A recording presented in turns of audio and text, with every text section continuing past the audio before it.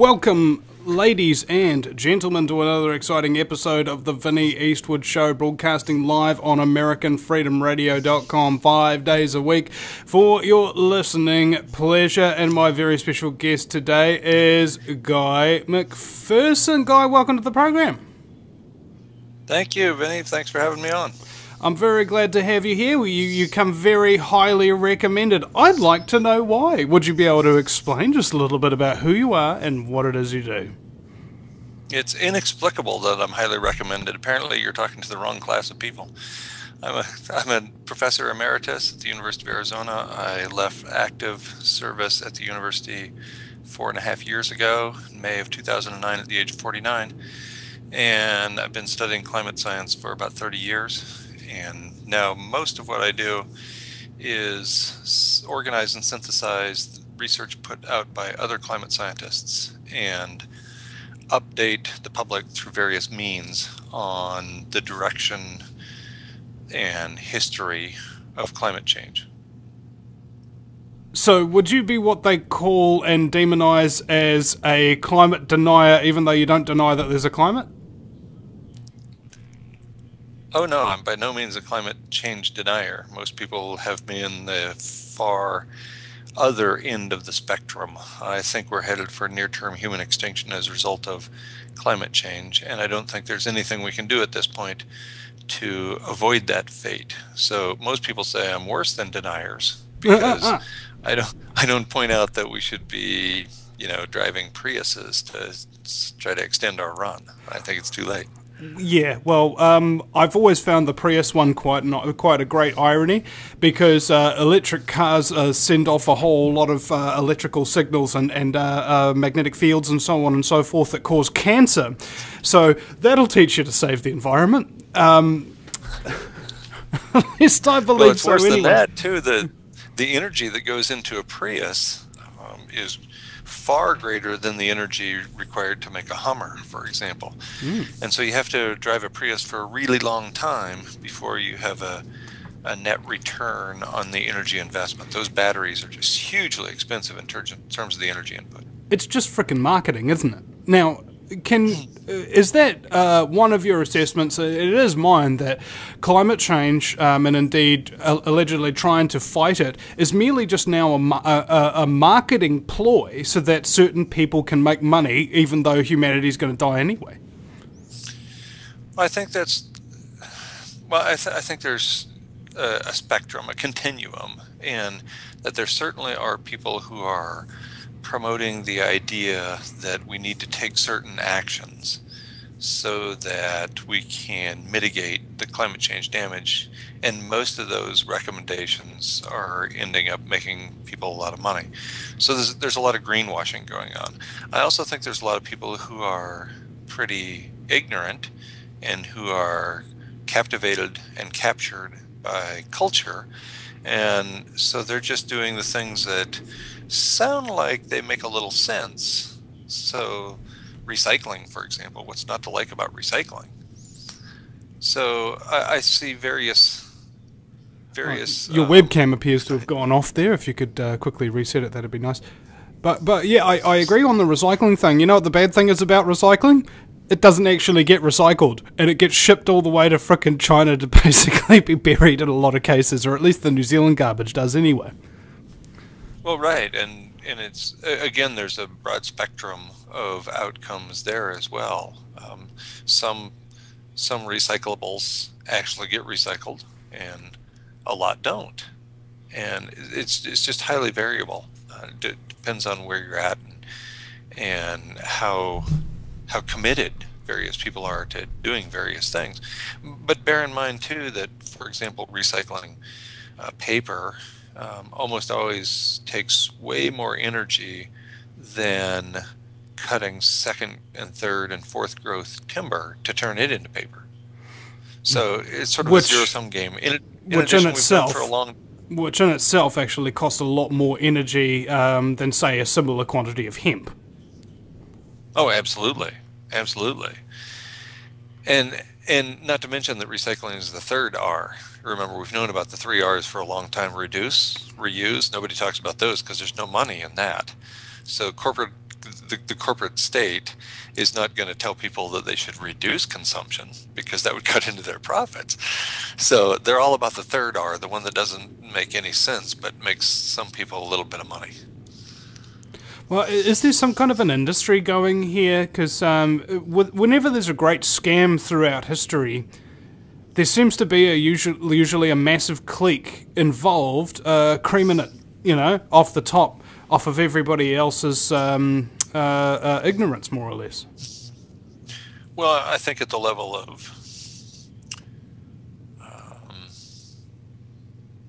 civilization, and especially industrial civilization, the whole thing is unsustainable, and the outcome is to produce a lot of money for a few people and depauperate the rest. So Paul Ehrlich and Ann Ehrlich, in their book One with Nineveh, written maybe 12 years ago now, described the American system of industrial economy, of capitalism, as capitalism for the poor, socialism for the rich. The rich always get bailed out. The poor never get bailed up. So we have grinding capitalism for the poor. Leonard Cohen sang about this a long time ago. Everybody knows the dice are loaded. Everybody rolls their fingers crossed, right? So everybody knows the fight is fixed. The poor stay poor and the rich get rich. So it's been going along like that for a long time. Is it all by design? Well, I don't know. If so, that design goes back a few hundred years, or arguably a few thousand years if we want to include all civilizations since the first civilizations arose. Certainly there are people who have taken advantage of the system and have landed themselves in the sweet spots. And so here I'm thinking about certain politicians and certain bankers and banksters and the people who are deriving a huge amount of monetary gain from the work of the 99.9%. Mm-hmm. Now, is that in any way indicative that psychopaths are actually in control of society at the moment because they crave power and control and find their way into those positions where they have lots of it? Absolutely. There's the whole system. If you wanted to design a system that would maximally benefit the sociopaths, you couldn't have done any better than the system we have now. Which would lead me to believe that they designed the system. Well, it could be. It could be that they had this in mind, that at least certain people had this in mind. But, it's been this way since the first civilization arose a few thousand years ago. Sumeria. There were, right. And actually, in a relatively short period of time, as the climate warmed, coming out of the Pleistocene and into the Holocene, civilizations arose in several places simultaneously on various continents. So yes, we know probably the first one was Sumeria, or among the first ones was Sumeria, but there was a lot going on in a period less than 1,000 years long, and so yes, we had civilizations arise a long time ago, and throughout history, those civilizations have benefited a few at the expense of a whole bunch of worker bees.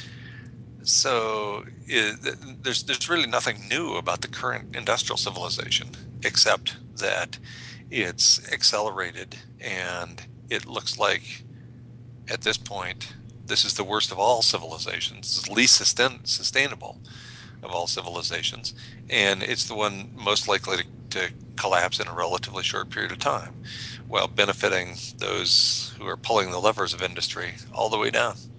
Is therefore your conclusion that they're purposely trying to crash the world civilization so that most people will die and they'll be able to then seize control of the entirety of the planet, and including all remaining survivors, into their folds and in a kind of a dark age forever?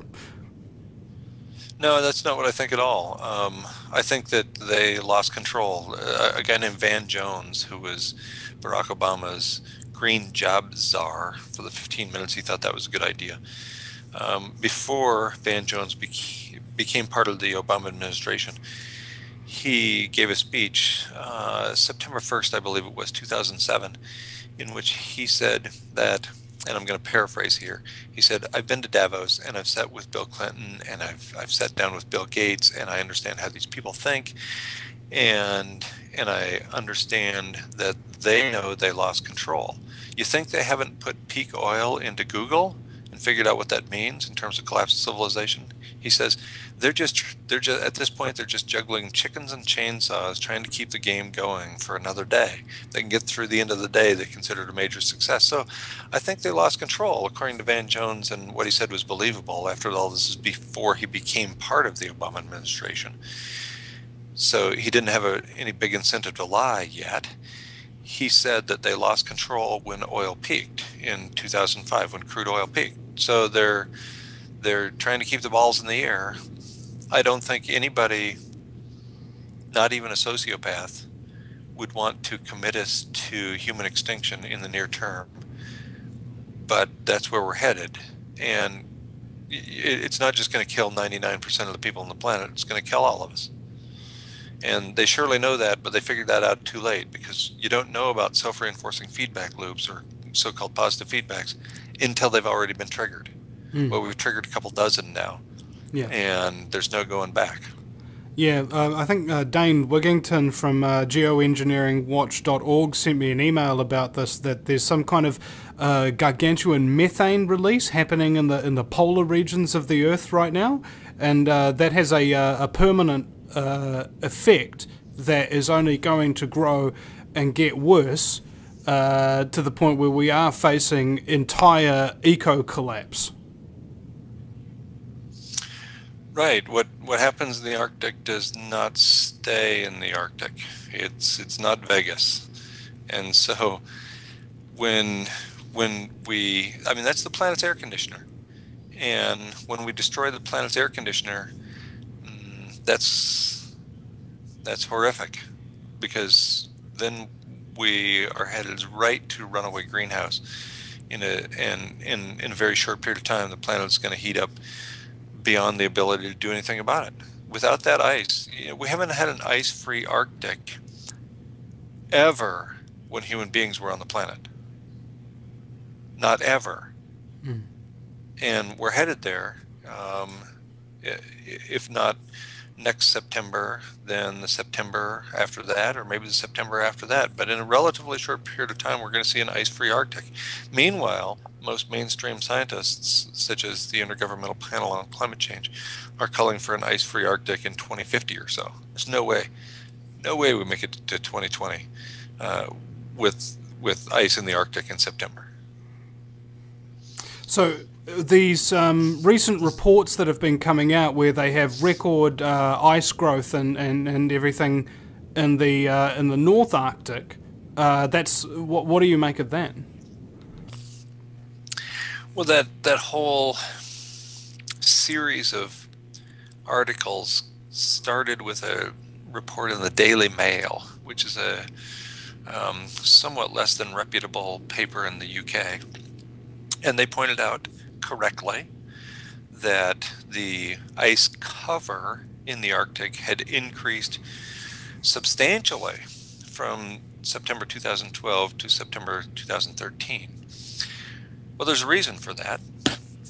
In September 2012, we saw the lowest ice cover ever recorded in the Arctic. And so when it increased by 30%, I believe it was, from one year to the next, the comparison was to the lowest ice cover ever reported to a significant but relatively small increase in cover within the next year. That ice cover in 2013, although it was considerably higher than it was in 2012, was still about 2 standard deviations lower than the long-term average. They failed to point that part out, that it was still nearly 2 standard deviations lower than the long-term average. So ice cover is still way reduced relative to the long-term average. The trend is down, down, and all down, and yes, there will be these occasional blips. Oh, I'm sorry, we're gonna have to stop that there. We're coming to break. We'll be right back, ladies and gentlemen, with Guy McPherson. Don't you go anywhere. No matter where you live, globalism affects you. Did you know that the Vinnie Eastwood Show has more subscribers than New Zealand Herald TV and is New Zealand's most popular YouTube news channel, where warm-hearted humour and a list of awesome guests talk about crucial issues which the mainstream media ignore. A show where you, the listener, can phone up with questions, comments and suggestions of guests. Vinnie is building a hub to connect truthers with raw information they need to become active. He can help you gain further skills such as website building, producing audio and video, and creating revenue streams in your own multimedia environment. Because Vinnie supports such a wide range of people in the truth movement, he is not government or corporate backed and relies entirely on your donations. Give now, give generously, or subscribe for $10 a month for access to ad-free video archives. Just visit thevinnieeastwoodshow.com and click donate. Hey, you're listening to the Vinnie Eastwood Show, ladies and gentlemen, broadcasting live from the fabulously Fukushima irradiated, fluoridated capital of Auckland, New Zealand, where everybody has such high rad exposure that they've managed to snap up a part-time job as an eco light bulb, which is good for the environment, especially with the mercury in them. Well, my very special guest is Guy McPherson, who reckons we're all fracked anyway. So what's your assessment of the situation? Do we practice yoga, learn how to kiss our own ass goodbye? Do we just say frack it? You know, everything's gonna be screwed up anyway. Let's go and execute a few bankers. It'll be fun. What's your assessment of the situation? We're all gonna die anyway. So what do you do about it? I propose we do the same kinds of things I've been proposing we do for years, which is to pursue a life of excellence, pursue what you love, do what you love.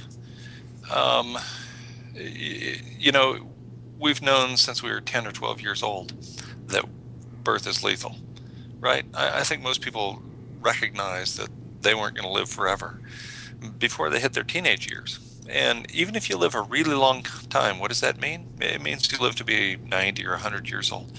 That's the blink of an eye. That's almost nothing. I bet you talk to most people who are 90 or 100 years old, and on their deathbed, they'll think that it comes down to a few memories, that their lifespan really wasn't all that long.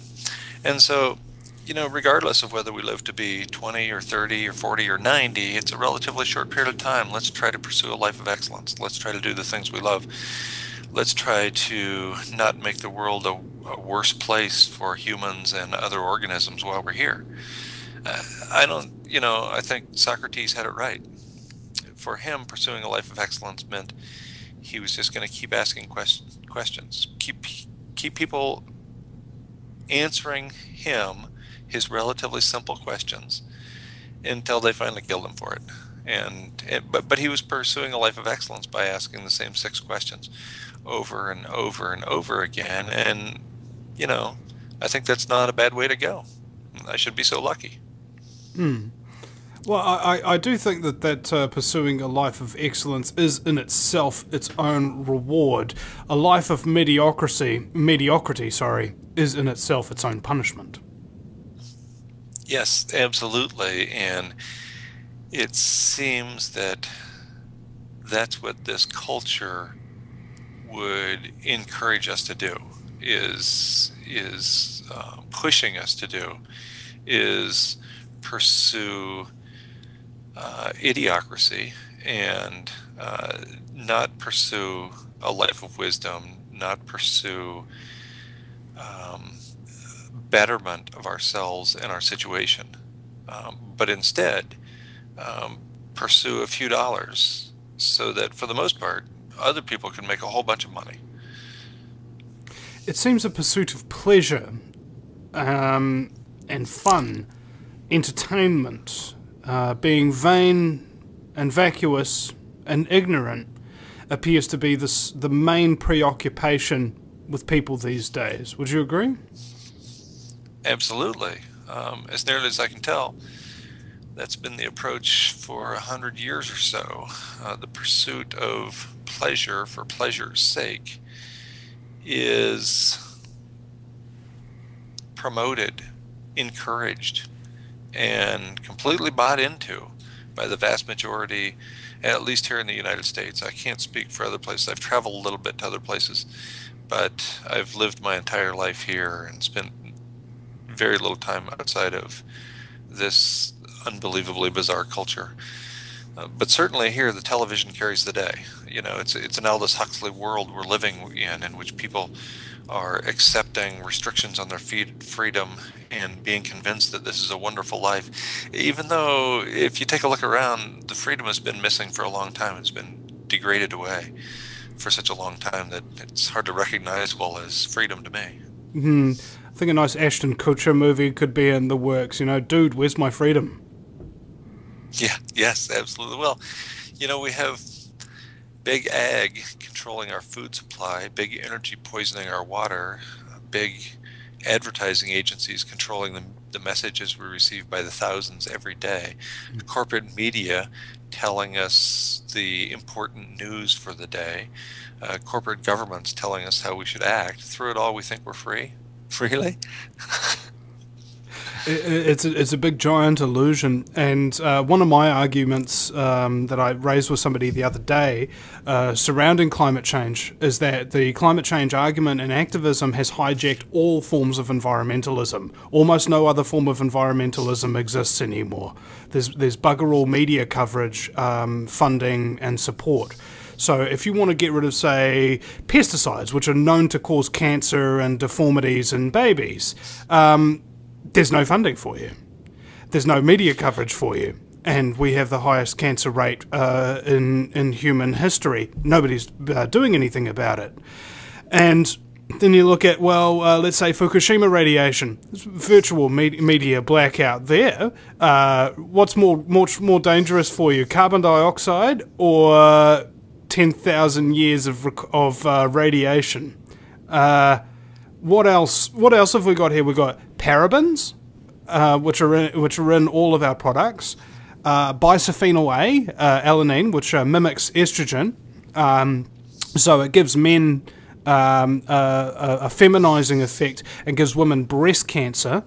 Then, of course, we've got, say, Agent Orange derivatives, lots of different forms of contaminations, heavy metal contaminations, mercury contamination from these light bulbs seeping into the groundwater. We've got fracking doing it as well.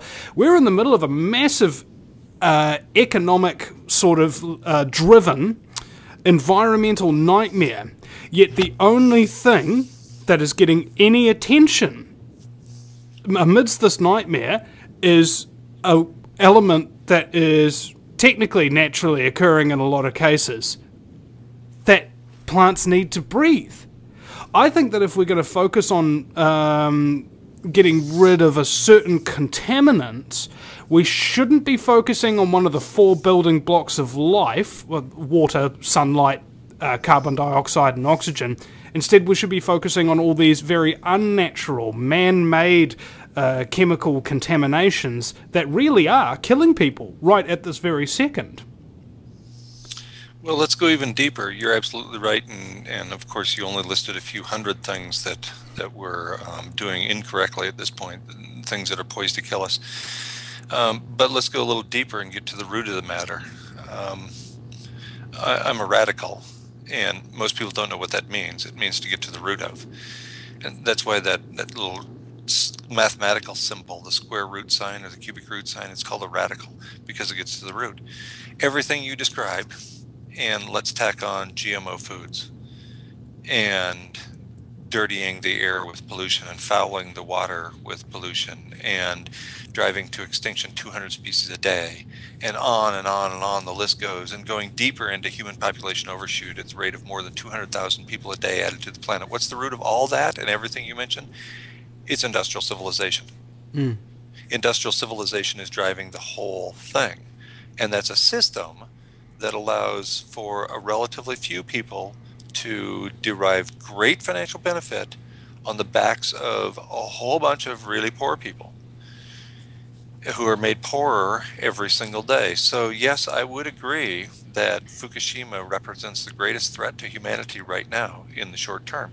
In fact, I would argue that industrial civilization and 2 of its primary byproducts, nuclear power and global climate change, represent the double bind, the trap that we've already stepped into that will kill us all in the relatively short period.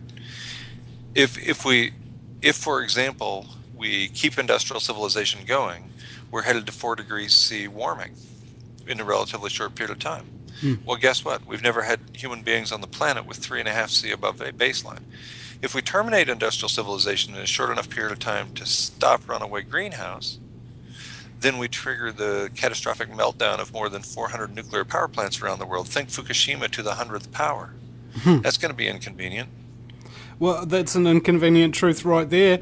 And speaking of which, have there not been articles or climate change advocates who have said that nuclear power is going to save the world from climate change by annihilating us all with deadly radiation?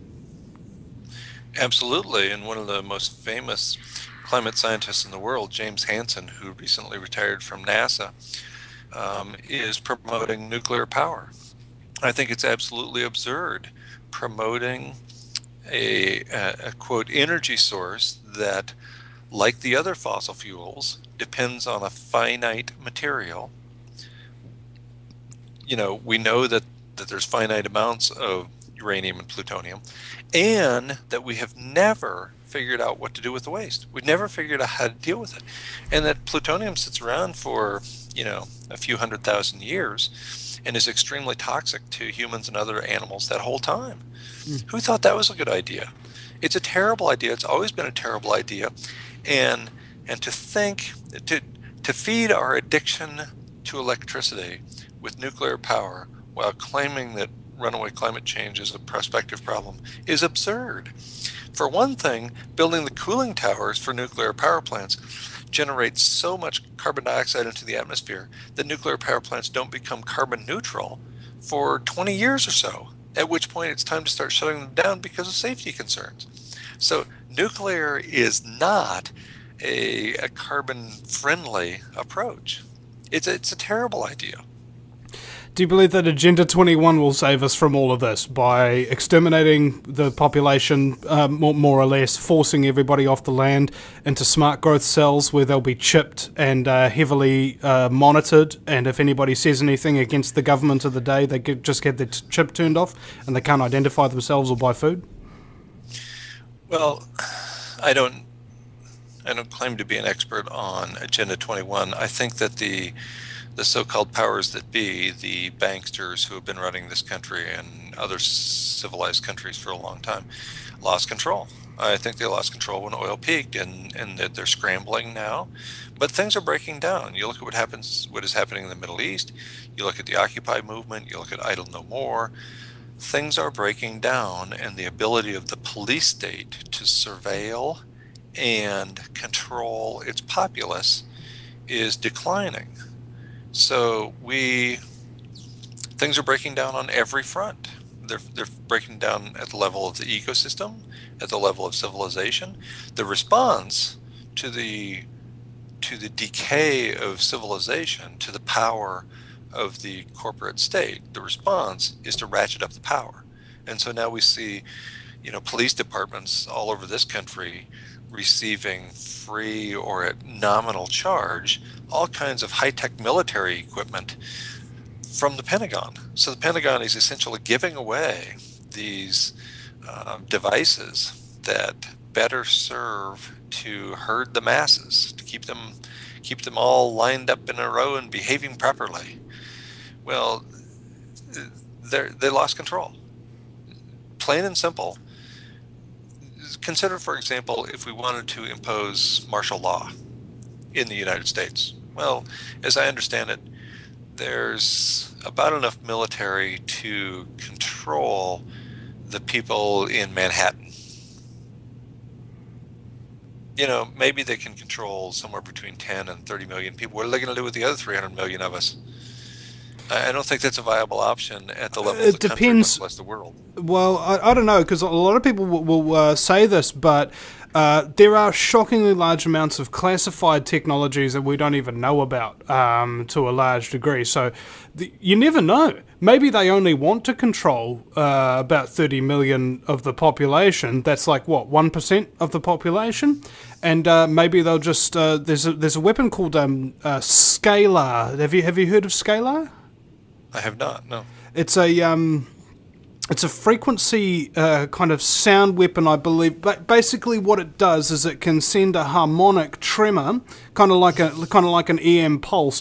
But instead of disabling electrical systems, you can disable things specifically, particularly bioelectric rhythms. So you could target a city, put its pulse on, and then you could either have the pulse set to disable all bioelectric rhythms, so every human would die, or you could even target it even more specifically, like all of those with black skin would die, because everybody's got a particular frequency that your heart beats at and your brainwaves function at, and they can apparently attune this technology in order to target specified individuals or entire populations, even specific races, particular colours of eyes and things like that.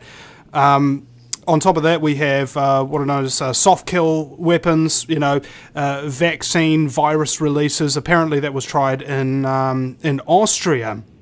What was her name? Jane Burgermeister exposed this a number of years ago, because there was a shipment of vaccines in from, I think, Baxter's International that was contaminated with a bird flu virus, and as a result of this contamination, it became very clear that there was an agenda at play, because in order to have a a vaccine material of that quantity contaminated in such a way, there's something like 30 to 50 different security checks and protocols that have to fail simultaneously in order for that to even become a possibility.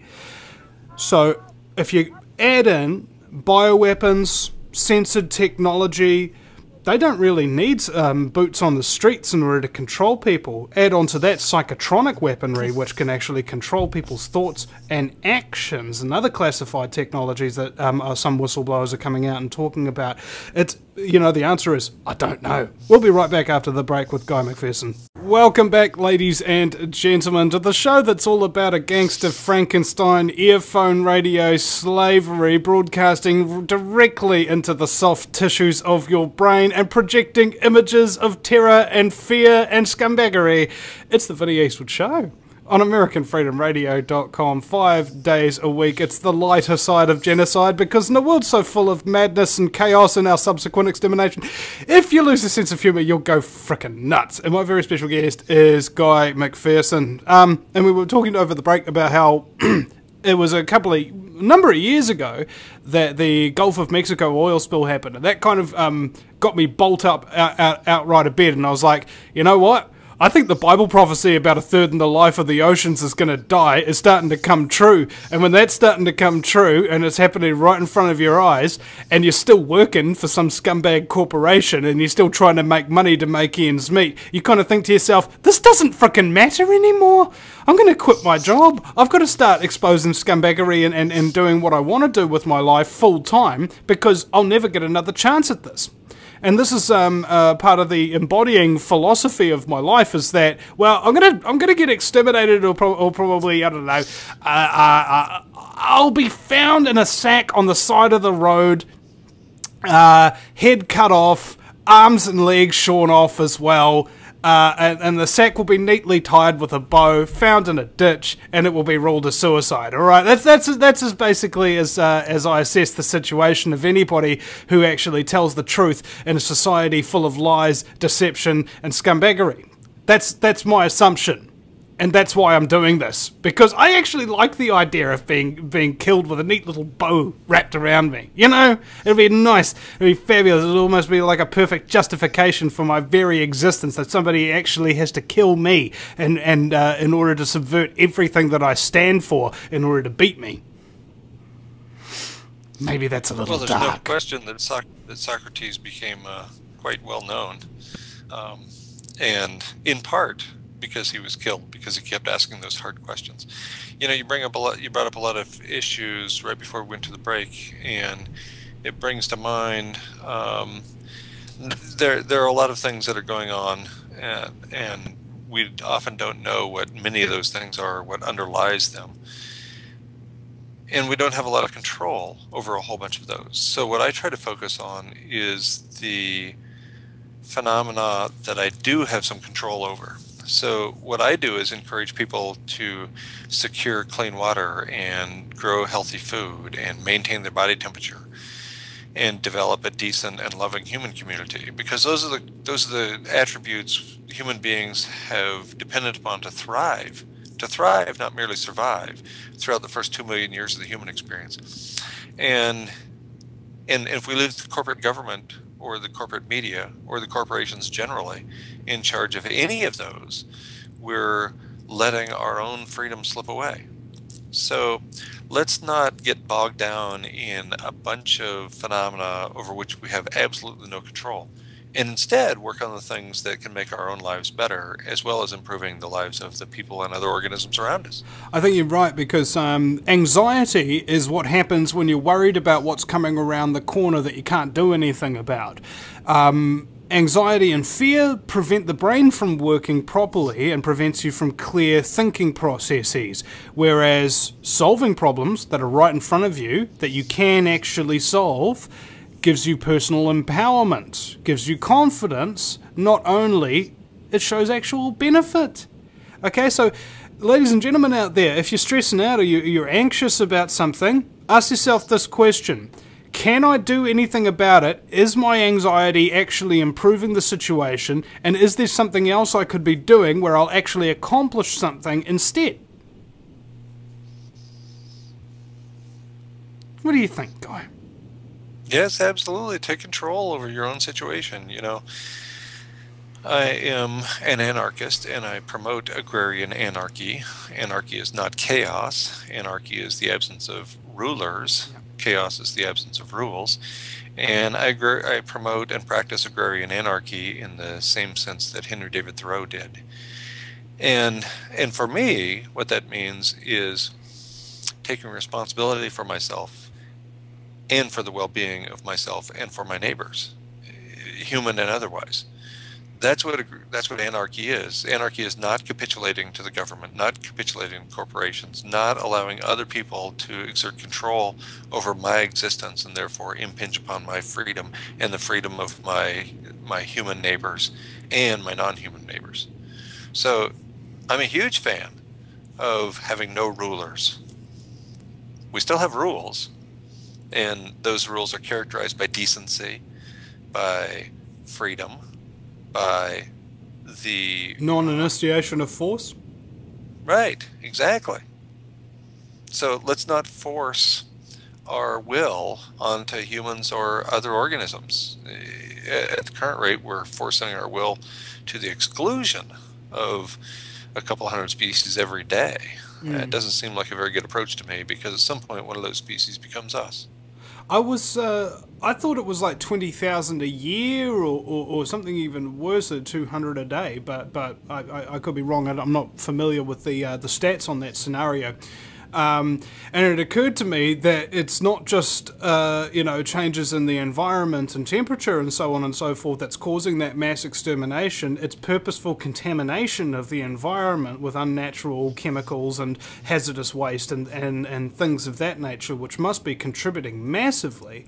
I believe, what was it? Was it DDT or one of the other Monsanto evil pesticides or something of that nature? Trade winds blow it north, and now allegedly the Arctic is one of the most DDT contaminated regions on the planet. And it blows it up there and then it doesn't come back down. Right. I mean, we're doing so many things, and almost all of them we're doing wrong. Right. So this is one of the primary reasons I promote resistance against this omnicidal, overwhelming culture. The dominant culture is responsible for so many ills and so little going well that I promote resistance against that culture at almost every level. How could we not do that? Why would we not do that? It seems sheer lunacy to me that we capitulate to corporations, to corporate governments, to corporate media, that we let them exert control over our lives. Is it because we've been taught by them and trained by them? I think the Jesuits actually had it down correctly, don't you think? That they've had us all since we were yay big in their public schooling system, and now we are merely the adults that they made us.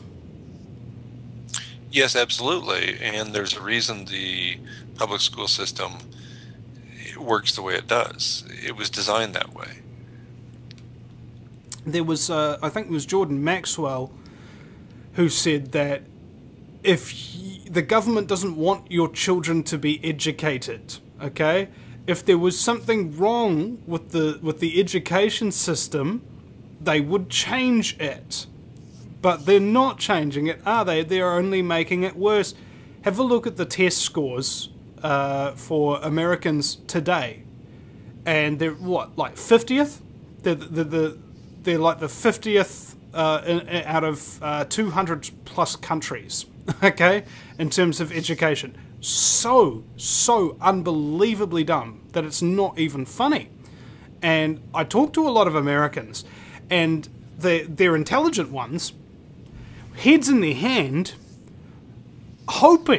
just hoping that the next person that they run into, that they have a conversation with, isn't one of these mindless slave scum. Right? It's almost like trying to avoid a plague of stupidity while walking around your own frickin' homeland. Have you ever had that sensation? Yes. And, you know, when I point out to people that the education system is working the way it was designed, they give me a funny look. Oh, surely you can't mean that. You must be some sort of conspiracy theorist. Well, let's go back to an 1888 report of the United States Senate, the Committee on Education. And we can summarize that report in a single sentence. Quote, "We believe that education is one of the principal causes of discontent of late years, manifesting itself among the laboring classes," end quote. In other words, education is making people too smart enough that they were questioning the system in which they were embedded. So away went the private education system, and immediately was implemented the public education system, which has this remarkably restraining set of standards, which become more and more constraining over time. And so now we have teachers spending hours of their day every day preparing reports, daily reports, to be sent to the parents, indicating whether their children are behaving well or not.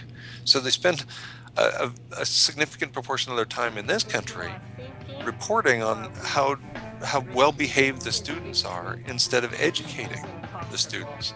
Not that I necessarily want them to be educated in the way that the system is designed to educate them. It's funny you should mention that, because you know how the older generations always say, well, back in my day we were never that bad, and so on and so forth. Well, it turns out that the rates of drink driving among teenagers, violence, crimes, so on and so forth, are actually really declining quite sharply in New Zealand. So in a way, you're correct. We are filtering out these behavioural problems, whilst at the same time filtering out any education or ability to fight a system that doesn't have your best interests at heart. And I think that's public school in a nutshell. We'll be right back after the break. Sit down, shut up, learn what I'm telling you. We'll be right back. It is now hour number 2 of the fastest 2 hours in talk radio. It's the Vinnie Eastwood Show, the lighter side of genocide, because in a world so full of chaos and madness, if you lose your sense of humour, you'll go friggin' nuts.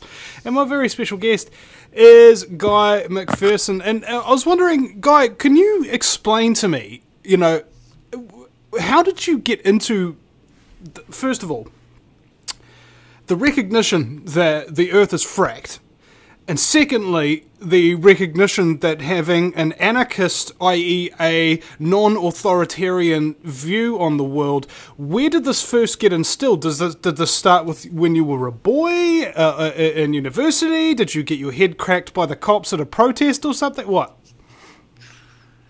I suspect the anarchist tendencies came as a result, at least in part, from reading a lot of Edward Abbey when I was an undergraduate in college. Edward Abbey is the desert anarchist who's lived most of his life in and around Tucson, Arizona. And he conducted his master's degree at the University of New Mexico and did a thesis on anarchism. And so he actually understands what anarchy is and wrote about it compellingly his entire adult life. And so that was pretty influential for me. Where did I get to where I am in terms of the planet being fracked? Well, I was a conservation biologist from the early days of conservation biology, so I know about species extinction rates and what causes extinction. Mostly it's loss of habitat that causes extinction.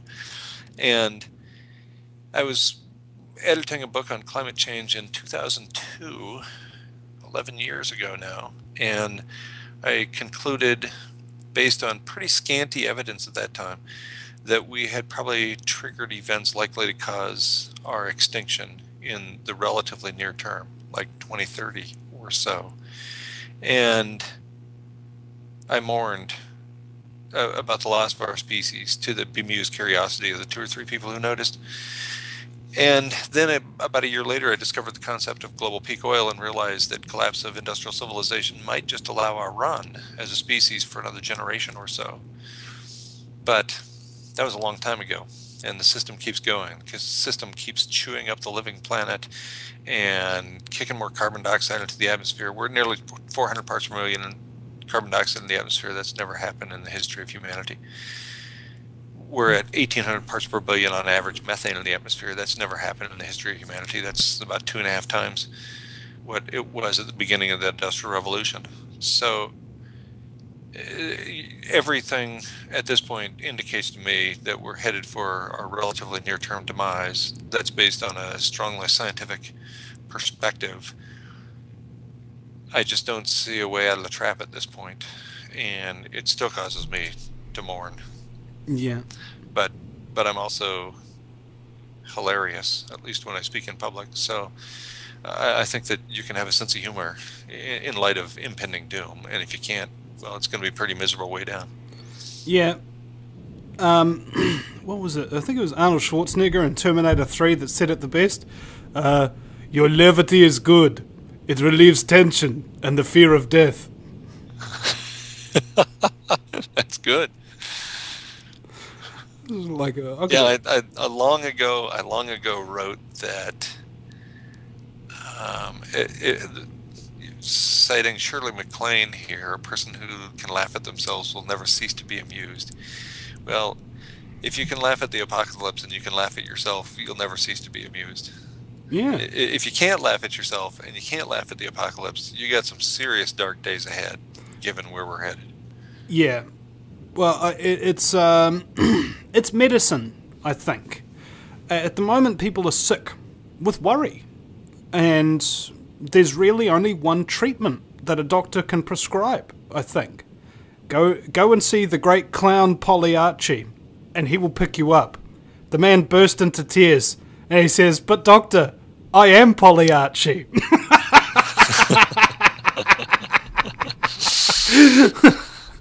Yeah, it's a good joke, and I think we've lost that, particularly in this movement here. You know, people who talk about reality, the real harsh reality. We've got so many soft, weak, terrified people out there who are afraid to deal with reality.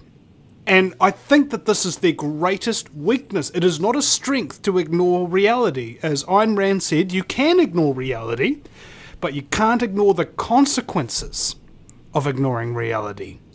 This is the situation that we find ourselves in now, I believe, as we've got a group of ruthless criminal psychopaths at the very top, whether or not they're just normal human beings or some kind of off-world entities, as some people have speculated. I don't care. I don't look at what the causation is. I have a look at the effect.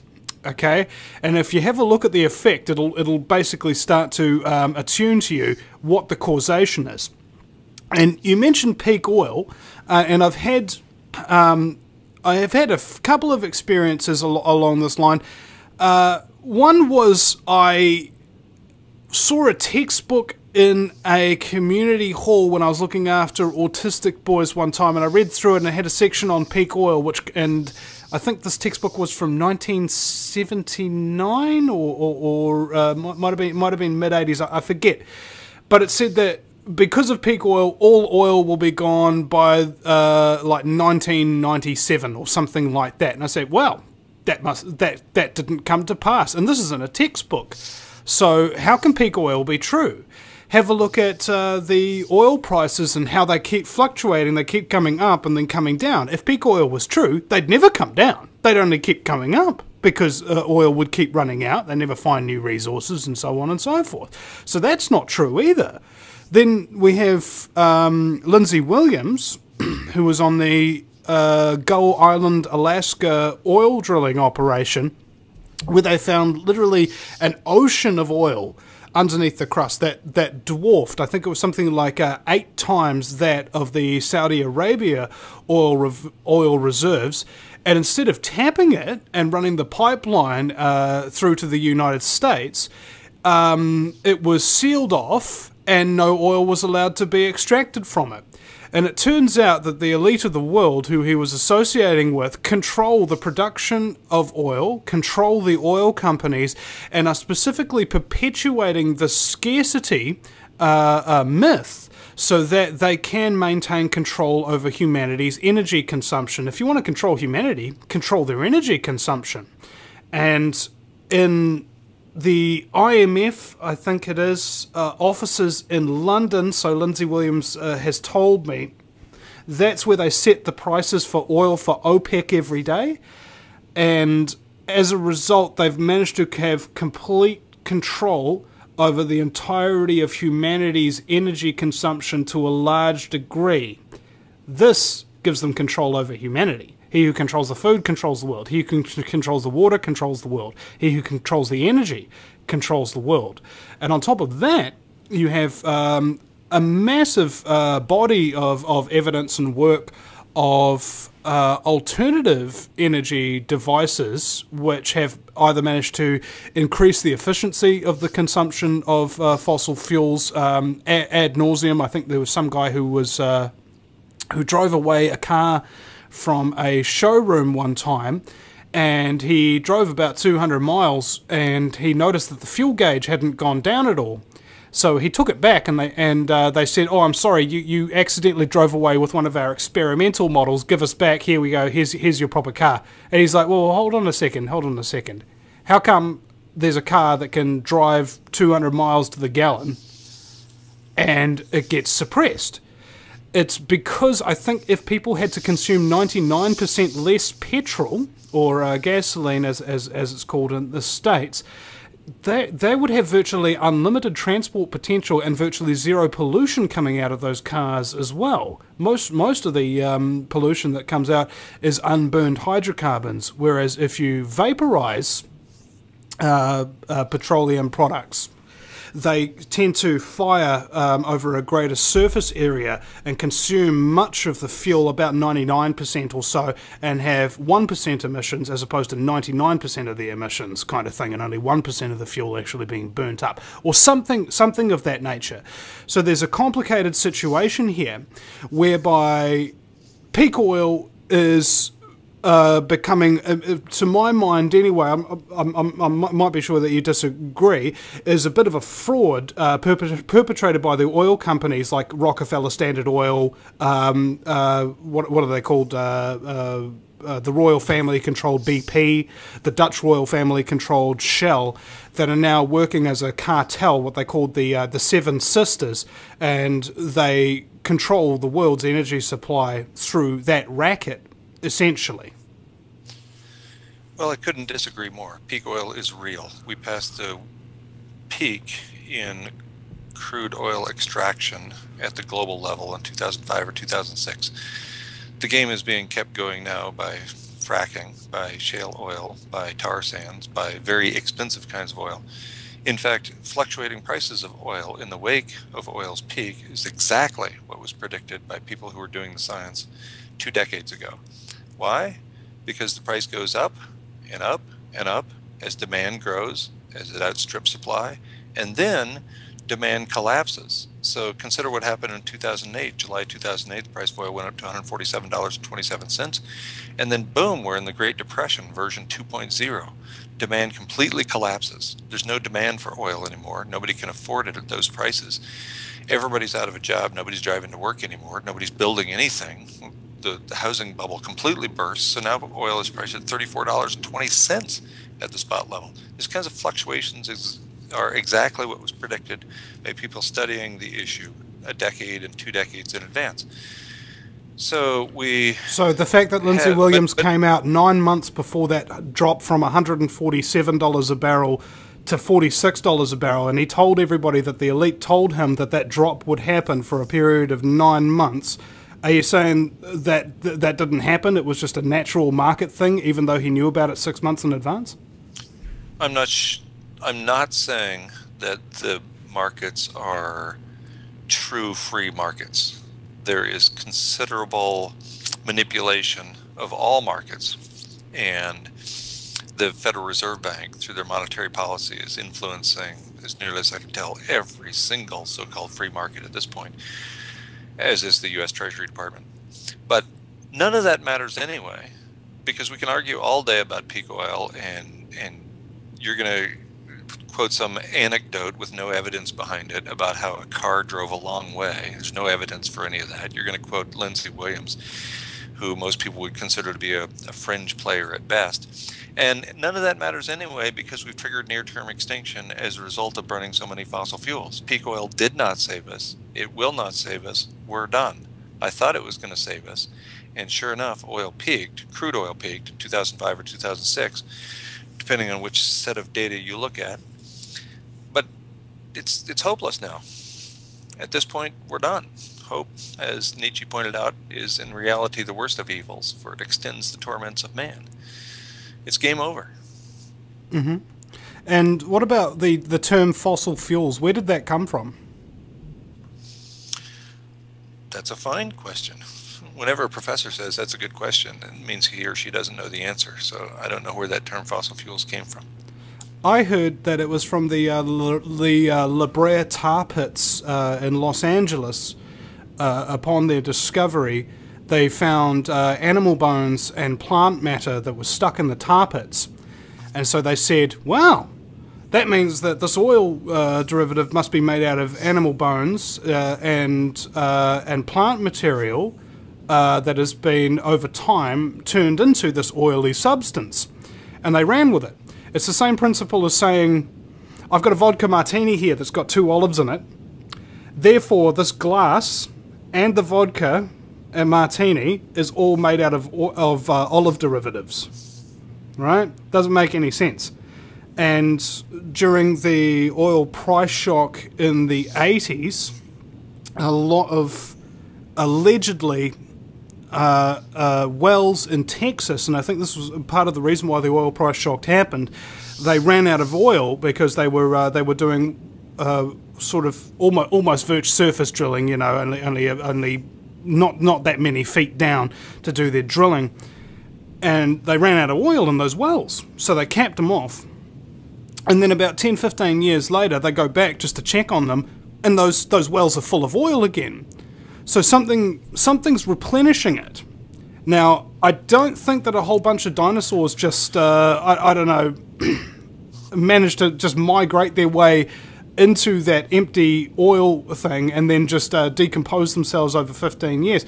So I think that the whole term about fossil fuels is also not widely understood either, nor is the availability of oil.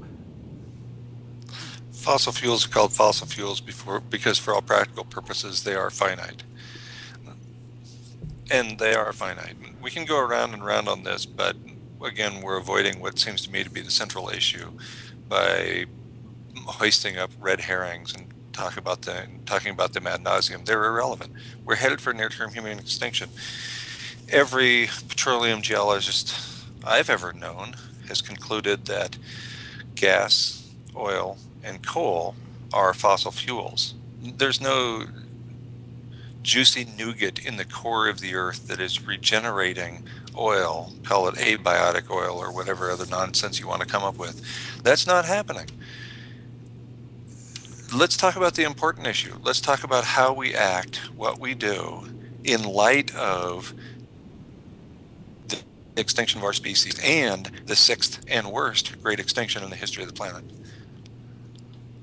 Okay, okay, never mind then. What would you like to say then? Because you clearly don't want to discuss this issue.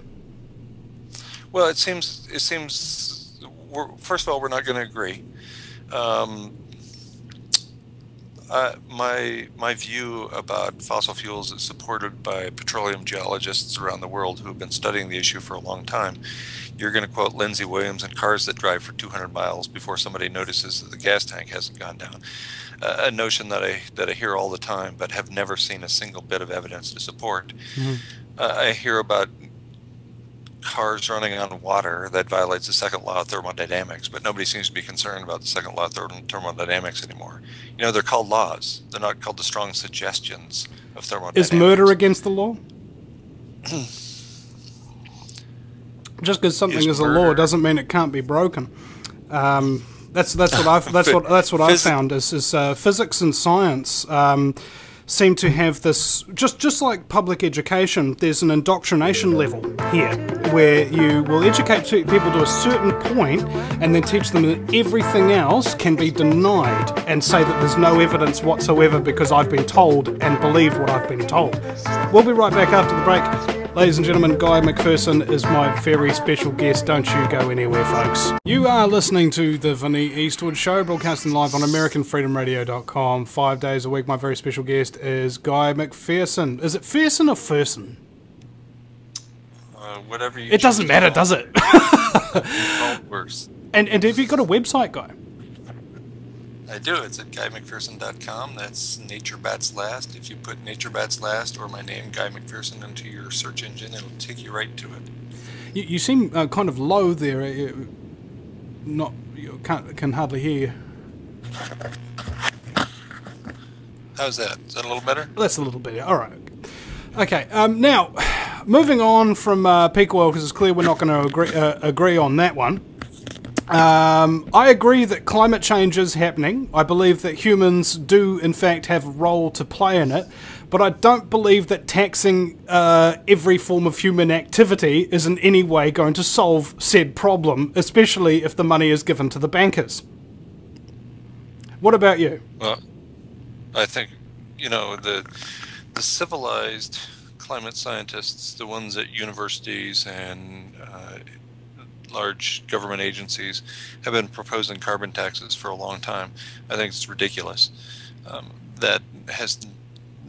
I can't imagine a situation in which that would cause any reduction in burning of fossil fuels, and if that's the goal. In addition, there's something called Jevons paradox, which we've known about since William Stanley Jevons wrote a book in 1865 called The Coal Question, which says the more efficient we become at burning fossil fuels, the more quickly we use them up, and conservation doesn't matter because what you conserve is used by somebody else. Carbon tax, all these proposals to fix the situation are completely misguided because it's too late to fix the situation. We're done. And I don't know how many times I need to say that before one or two people actually take notice and start living as if the day we're here, to quote Nietzsche. Carbon taxes have always been a ridiculous idea. In addition, the time to implement strategies such as that was decades ago. We know that there's a 40-year lag between emissions and consequences. So the impacts we're seeing on the environment now result from fossil fuels that were burned 40 years ago. It's not like we're going to be able to turn this around the day after tomorrow because we impose a carbon tax. That's wishful thinking. Okay. Then what is the agenda of carbon tax? If it's not to save the environment, what's the agenda? I strongly suspect. I don't. Just I can't speculate. speak I for mean, people who I and can't speak for the people who propose imposing such lunacy, but I strongly suspect it's the same as it is for almost every other artifact of civilization I see. It's to make the rich richer and the poor poorer. I don't see that anything about the way civilization operates and has always operated does anything differently than that. I think that's what the whole thing is about. Consider when the first civilization arose. Here's one definition of civilization for you. Suddenly the food isn't free.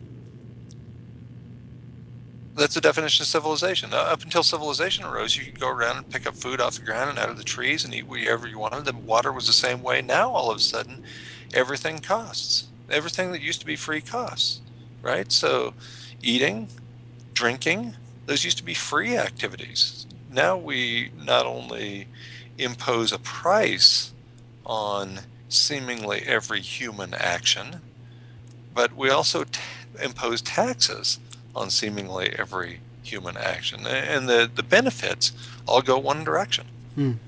See, this is why I think carbon dioxide was indeed the key to the globalist plan of world domination, even if they've lost control and as you say, they're all dead anyway. They're insane, so I don't think they get that. But it's that every single human activity, from respiration, industrialization, anything of any kind, produces carbon dioxide. And so if you want to control all human activity with absolute impunity, what would you tax? Yes, well, I can see where you're going, but just because living produces carbon dioxide doesn't mean we as human beings are destined to tax carbon dioxide.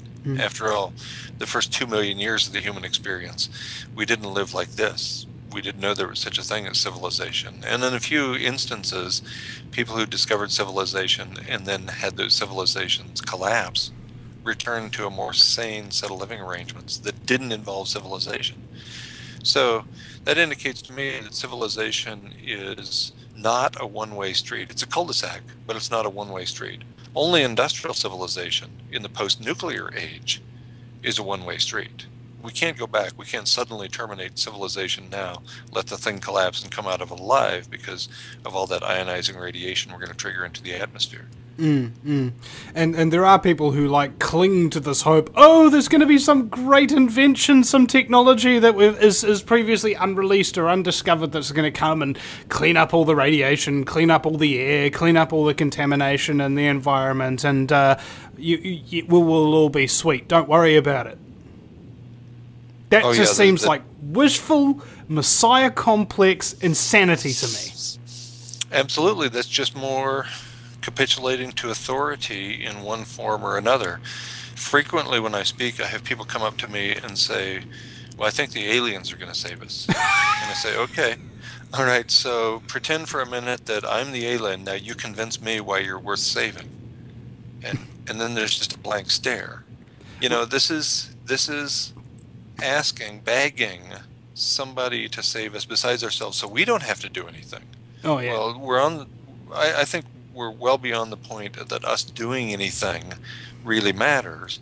But one of the reasons for that is that we've become so shackled by industrial civilization that we let the people who appear to be running the show keep on running the show. And so that way I don't have to make any decisions. We'll just let them make all the decisions. Whoever they are, it's them. I don't need to do anything. I just need to let somebody else do something and I'll sort of get out of the way here because they're really in charge. It sounds like a trained dog. Well, there's a difference between training and education. Education encourages people to learn and maybe even think. Training is for dogs and other organisms. Education is for humans. And it seems that we've been trained and entrained into a system that is absolutely insane. We're the hamsters on the treadmill and people are looking around just thankful they have a job. Just isn't it wonderful that I have a job? and not even recognizing what their job means. It means that they're letting somebody else run their entire lives. Yeah. And thinking that's a good thing because they get a few bucks out of the deal. I recall, Guy, I was at a protest and we were trying to draw public attention towards the government selling all of our state assets, energy assets, healthcare, the sovereignty of the country, essentially all of our freedoms getting sold down the line. Trying to raise awareness of this for a protest the very next day, right? This guy comes up to me. And I've been doing this for about 6 years. All of my financing comes from my listeners, because I bring on even people like you, who I don't necessarily agree with on certain issues. But I try to give everybody a platform and try and be a little bit fair and not be a dick about it. But this guy says to me, "Why don't you go get a job?" And it's like, why? Why would I want to go get a slave job? So I could be a slave like you. So every day I can get in my slave car, get stuck in slave traffic, go to my slave job, get ordered around by my slave boss, get given my slave money at the end of the week so I can go home to my slave wife and my slave children and drink my slave beer and watch my slave television, just so that I can forget about how much of a frickin' slave I am before I go to my slave job tomorrow. Why would I want to do that, bro? He just walked off. That's the problem. We're so bound to the monetary system. We think we absolutely depend upon money for our lives. And as a consequence, we end up chasing that job because that's where the money is. It wasn't that long ago that human beings spent a few hours each week securing their food and water and maintaining the body temperature and having a decent human community surrounding them.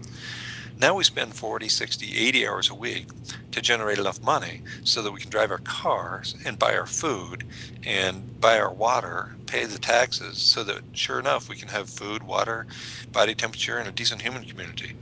And then we're too tired to care about our other people around us in our community, too tired to plant a garden, and too tired to haul water. Yes.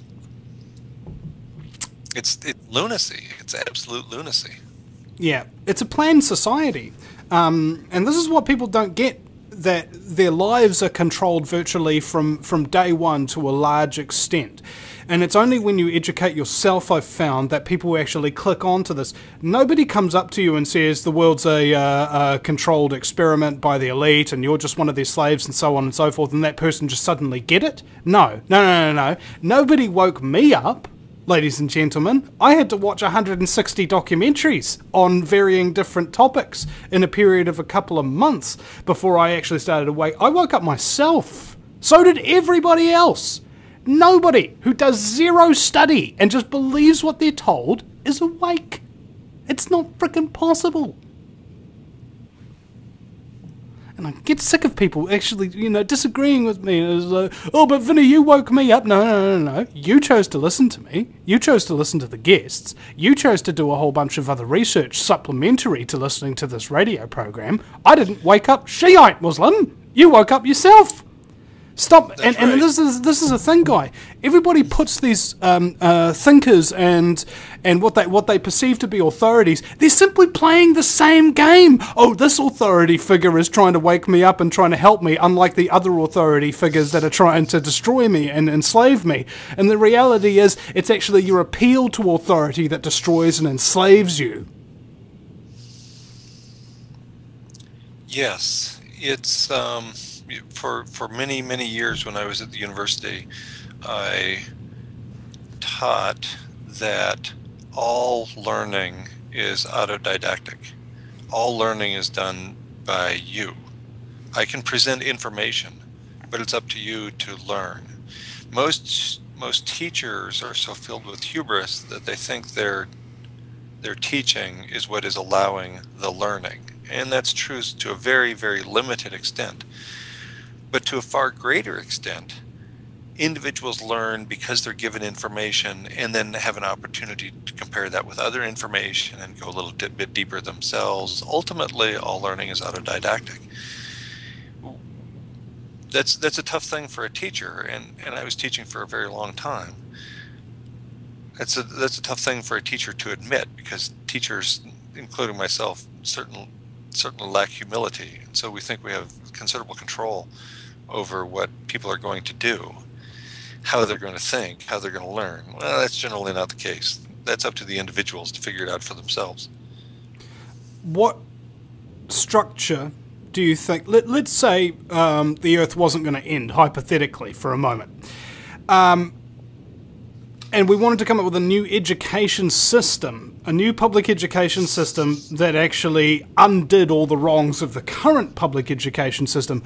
Would that be possible, or is that simply like, I don't know, trying to balance out the equation of you missing one leg by cutting the other one off? I think the latter is correct. I think that the system is irredeemably corrupt. It cannot be fixed. I see a lot of people who pass themselves off as environmentalists trying to negotiate with the system, trying to make little changes to the system here and there. But the system itself is irredeemably corrupt. It cannot be fixed. We must terminate the system and start from scratch. And for me, that scratch means anarchy. It's the model promoted and to a certain extent proposed and promoted by Thomas Jefferson a really long time ago. Monticello was a center for agrarian anarchy, in which food was the primary basis for trade, for commerce. Now, there's the whole slavery thing. Okay, so I'm not suggesting that was a good idea by any stretch of the imagination, but we don't have to go very far into the future from that, and we're at a system proposed and promoted by Henry David Thoreau, for example, agrarian anarchy. Okay, we'll be right back, ladies and gentlemen, after the break with Guy McPherson, GuyMcPherson.com. Don't you go anywhere, folks. Welcome back, ladies and gentlemen, to the show that's all about organized crime. It's the Vinnie Eastwood Show, broadcasting live from the Chateau de Rothschild in the Isle of Sicily, where we grow wonderful cocaine that we use to bribe European politicians in order to put in our carbon taxes, essay. And my very special guest is Guy McPherson. Now, for this last segment, it's a short segment, guys, so quickly, I just want you to reiterate what are your websites so people can go and find you on, as well as Facebook, other contacting details as well. And then finally, I'd like you to round off the interview. If there's any information that you've come across that actually kind of scares you, that you kind of, or maybe things that people don't really agree with, they tend to insult you, or maybe think that you're crazy for even thinking it. This is a place where you can express those kind of ideas and not be judged. So if there's anything you wouldn't normally say on talk radio for fear of that, you can, and I invite you to do so. Great, thanks, Vinny. My website is GuyMcPherson.com. It's called Nature Bats Last. You can find it at GuyMcPherson.com. No A's in McPherson. I also write a monthly essay for Transition Voice, and that's transitionvoice.com. And I also write periodically for the Good Men Project at goodmenproject.com. I have a book out last month called Going Dark. It's my 11th book. You can find all of my books at my website. And that book reaches the conclusion, the truly horrifying conclusion, that we are headed for human extinction in the pretty near term. And I give a little bit of advice based on that information about how we might want to live as human beings in the world, hopefully as decent human beings. And then I guess the thing that I would say that most people aren't aware of is the malpractice being conducted by the likes of Bill McKibben and James Hansen, who promotes a carbon tax. Bill McKibben, who's a founder and really the identity behind 350.org. These people know that we can't get down to 350 parts per million carbon dioxide in the atmosphere for at least the next 1,000 years. All the science points in that direction. And yet they keep promoting 350 parts per million with their website, 350.org.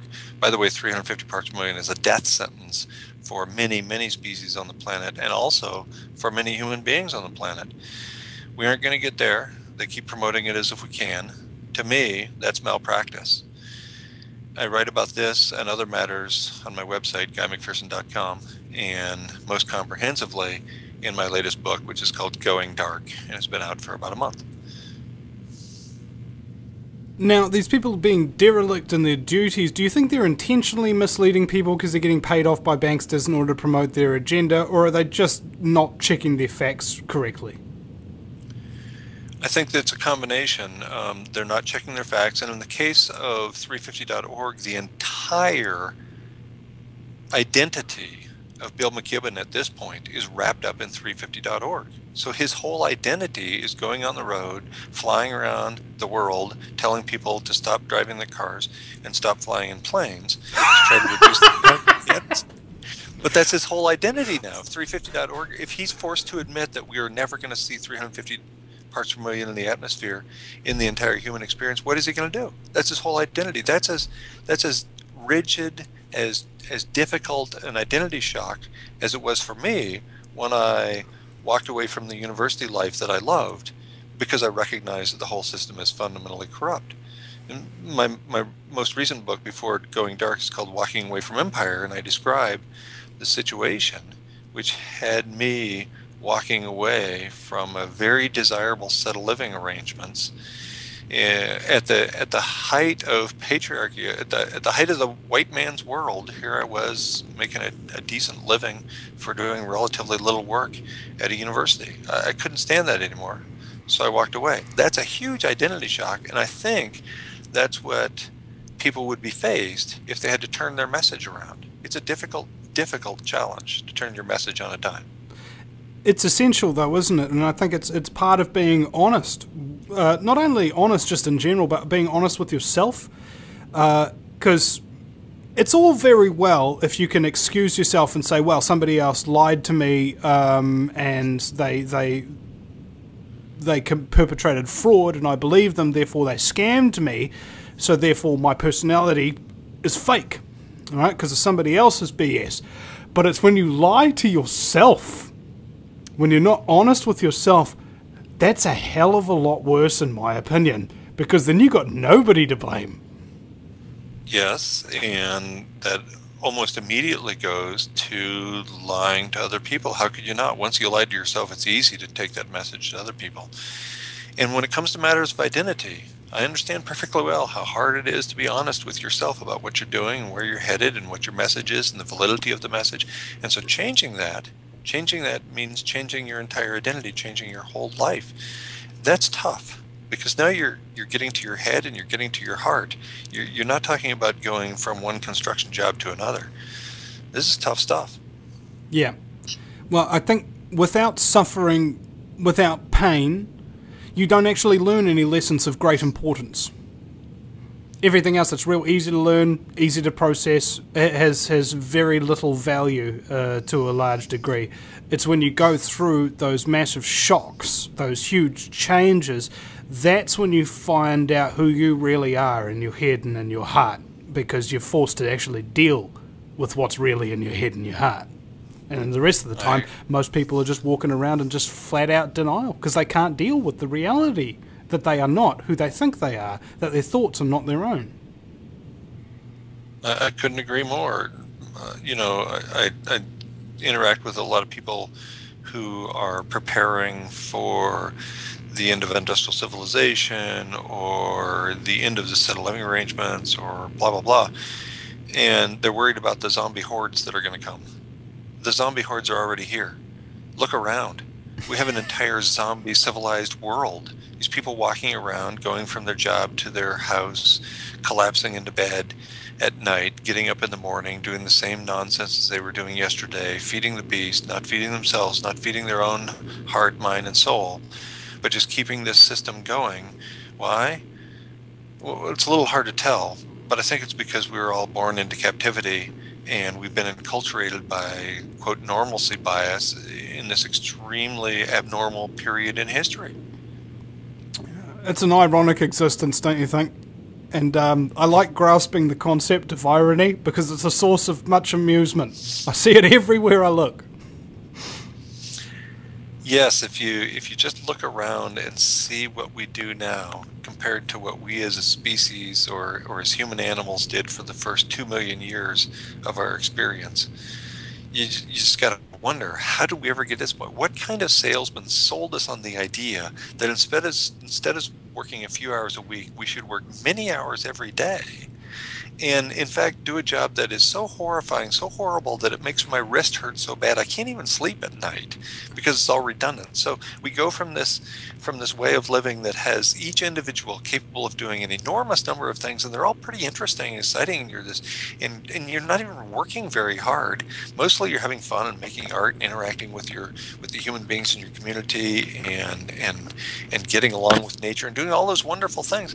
And then suddenly we go to this set of living arrangements where we're working our butts off, and it's killing us, literally killing us, and killing the living planet. And we think it's a great deal because we're making $8 an hour? Come on. It's insane. And you asked what kind of salesman sold us on this idea? I have an answer for you. A snake oil salesman. Yes, I expect you're right about that. Incidentally, the Primarch... interesting, you're talking about the Primarchal kind of society here, the peak of the white man, of the Rockefeller oil family, was in fact a snake oil salesman named Big Bill Rockefeller, who was one of the first people to develop a franchise where he would hire lots of con men to scam large quantities of towns in the Old West and kept all the money for himself, and then became an oil man. From snake oil to just regular oil. You gotta love that. Some people can see what was coming from a long way away and made decisions that enriched themselves and their children. But we're nearing the end of the line now. It's time to start living as if our lives actually matter. Living in a way that gives us joy and makes the world a better place instead of making the world a worse place every day. Yeah, I think that's a good place to leave it. Guy McPherson, ladies and gentlemen, at guymcpherson.com is the website. And I'll just say this. The reason why I'm not earning $4,000 or $5,000 a month as I used to be, and now living on like $300 a week or whatever, is because I realized there is nothing that exists that I value or currently have that isn't going to be taken from me anyway, whether by hook or by crook. It doesn't matter. It's all illusionary. It'll all be gone soon enough. And what I do on this radio show is I'm trying to essentially live a life that when I die, I can be proud that I lived, that I didn't deliberately deceive people, that I didn't make the world a worse place in my final years upon this beautiful, beautiful planet that is now contaminated with massive amounts of radiation and oil plumes. Guy McPherson, thank you very much again. And thank you, ladies and gentlemen. Thanks for having me on. Very welcome. And thank you very much, ladies and gentlemen, for listening. And we desperately, desperately need your donations. My bank accounts are dry, just like the bottom of alleged oil wells. And we desperately need you to give $5 a month to this broadcast so that we can continue to supply you with some information, some controversial thoughts, and some decent frickin' people like Guy McPherson, ladies and gentlemen, the people who actually deserve the media promotion, not those who control the media and exterminate all humanity. We'll see you again. No matter where you live, globalism affects you. Did you know that the Vinnie Eastwood Show has more subscribers than New Zealand Herald TV and is New Zealand's most popular YouTube news channel, where warm-hearted humour and a list of awesome guests talk about crucial issues which the mainstream media ignore. A show where you, the listener, can phone up with questions, comments and suggestions of guests. Vinnie is building a hub to connect truthers with raw information they need to become active. He can help you gain further skills such as website building, producing audio and video, and creating revenue streams in your own multimedia environment. Because Vinnie supports such a wide range of people in the truth movement, he is not government or corporate backed and relies entirely on your donations. Give now, give generously, or subscribe for $10 a month. for access to ad-free video archives. Just visit the VinnieEastwoodShow.com and click donate.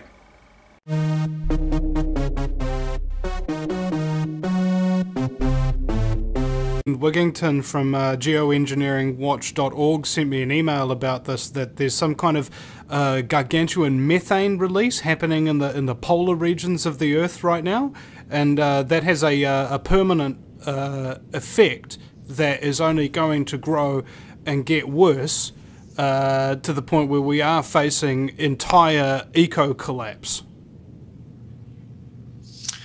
Right. What happens in the Arctic does not stay in the Arctic. It's not Vegas. And so when we, I mean, that's the planet's air conditioner. And when we destroy the planet's air conditioner, that's horrific, because then we are headed right to runaway greenhouse. In a very short period of time, the planet's going to heat up beyond the ability to do anything about it. Without that ice, we haven't had an ice-free Arctic ever when human beings were on the planet. Not ever. And we're headed there. If not next September, then the September after that, or maybe the September after that. But in a relatively short period of time, we're going to see an ice-free Arctic.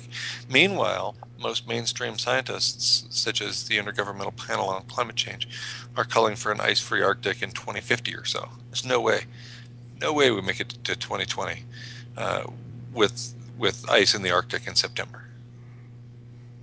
So these recent reports that have been coming out, where they have record ice growth and everything in the North Arctic, that's what do you make of that?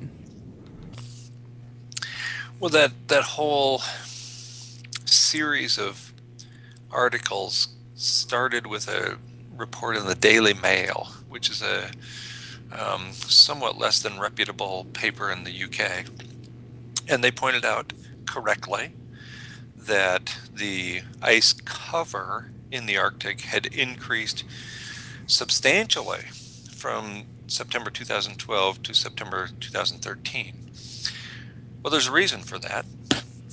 In September 2012, we saw the lowest ice cover ever recorded in the Arctic. And so when it increased by 30%, I believe it was, from one year to the next, the comparison was to the lowest ice cover ever reported to a significant but relatively small increase in cover within the next year. Yes, we had civilizations arise a long time ago, and throughout history, those civilizations have benefited a few at the expense of a whole bunch of worker bees. So there's really nothing new about the current industrial civilization, except that it's accelerated, and it looks like at this point this is the worst of all civilizations. It's the least sustainable of all civilizations, and it's the one most likely to collapse in a relatively short period of time, while benefiting those who are pulling the levers of industry all the way down. Is it therefore your conclusion that they're purposely trying to crash the world civilization so that most people will die and they'll be able to then seize control of the entirety of the planet, and including all remaining survivors, into their folds in a kind of a dark age forever? No, that's not what I think at all. I think that they lost control. A guy named Van Jones, who was Barack Obama's green job czar for the 15 minutes he thought that was a good idea. Before Van Jones became part of the Obama administration, he gave a speech September 1st, I believe it was, 2007, in which he said that, and I'm going to paraphrase here, he said, "I've been to Davos, and I've sat with Bill Clinton, and I've sat down with Bill Gates, and I understand how these people think, and I understand that they know they lost control. You think they haven't put peak oil into Google and figured out what that means in terms of collapse of civilization? He says they're just at this point they're just juggling chickens and chainsaws, trying to keep the game going for another day. They can get through the end of the day, they consider it a major success. So I think they lost control, according to Van Jones, and what he said was believable. After all, this is before he became part of the Obama administration. So he didn't have any big incentive to lie yet. He said that they lost control when oil peaked in 2005, when crude oil peaked. So they're trying to keep the balls in the air. I don't think anybody, not even a sociopath, would want to commit us to human extinction in the near term. But that's where we're headed. And it's not just going to kill 99% of the people on the planet. It's going to kill all of us. And they surely know that, but they figured that out too late, because you don't know about self-reinforcing feedback loops, or so-called positive feedbacks, until they've already been triggered. Well, we've triggered a couple dozen now, and there's no going back. Yeah, I think Dane... Civilization, and especially industrial civilization. The whole thing is unsustainable, and the outcome is to produce a lot of money for a few people and depauperate the rest. So Paul Ehrlich and Ann Ehrlich, in their book One with Nineveh, written maybe 12 years ago now, described the American system of industrial economy, of capitalism, as capitalism for the poor, socialism for the rich. The rich always get bailed out. The poor never get bailed out. So we have grinding capitalism for the poor. You know, Leonard Cohen sang about this a long time ago. Everybody knows the dice are loaded. Everybody rolls with their fingers crossed, right? So everybody knows the fight is fixed. The poor stay poor and the rich get rich. So it's been going along like that for a long time. Is it all by design? Well, I don't know. If so, that design goes back a few hundred years, or arguably a few thousand years, if we want to include all civilizations, since the first civilizations arose. Certainly there are people who have taken advantage of the system and have landed themselves in the sweet spots. And so here I'm thinking about certain politicians and certain bankers and banksters, and you know, the people who are deriving a huge amount of monetary gain from the work of the 99.9%. Now, is that in any way indicative that psychopaths are actually in control of society at the moment, because they crave power and control and find their way into those positions where they have lots of it?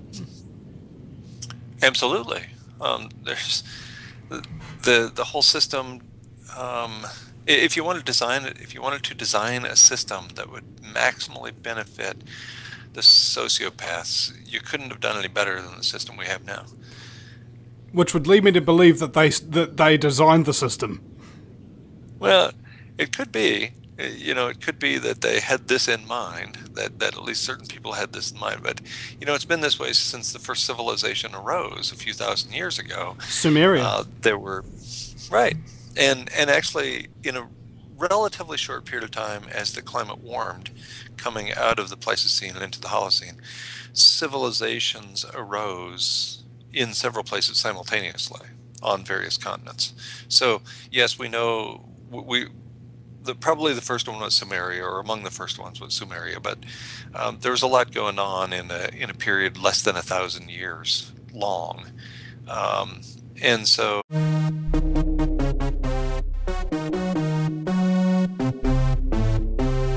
Welcome, ladies and gentlemen, to another exciting episode of the Vinnie Eastwood Show, broadcasting live on AmericanFreedomRadio.com 5 days a week for your listening pleasure. And my very special guest today is Guy McPherson. Guy, welcome to the program.